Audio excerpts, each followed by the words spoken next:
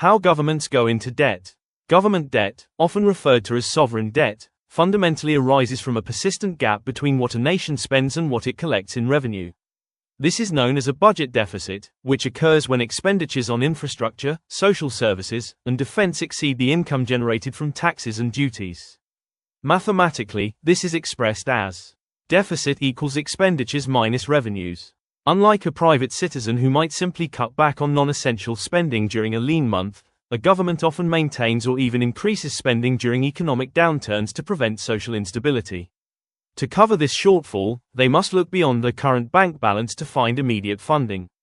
To bridge this fiscal gap, governments do not typically take out traditional bank loans but instead issue various forms of debt instruments known as government securities. By selling treasury bills, notes, and bonds to the public, corporations, and foreign investors, the government essentially issues formal IOUs. Investors are drawn to these securities because they are generally considered among the safest assets in the world, providing a guaranteed return of the principal plus interest over a set period. Through this mechanism, the government is essentially crowdsourcing its funding from the global market, trading its future tax revenue for immediate liquidity. The complexity of modern debt is further deepened by the involvement of a country's central bank.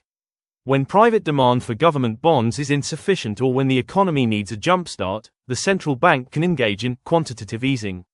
This involves the digital creation of money to purchase government securities. While this keeps interest rates low and ensures the government can continue to function, it is a delicate balancing act. Creating too much money can devalue the currency and lead to inflation, effectively acting as a hidden tax on the population.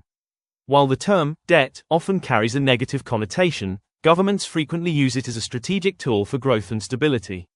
Borrowing allows a nation to invest in massive infrastructure projects that are too expensive to pay for upfront but will generate economic value for decades.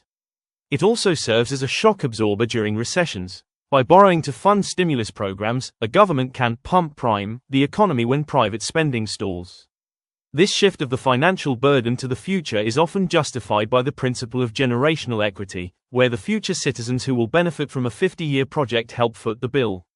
Ultimately, the health of a nation's finances is determined less by the total dollar amount of debt and more by the debt-to-GDP ratio.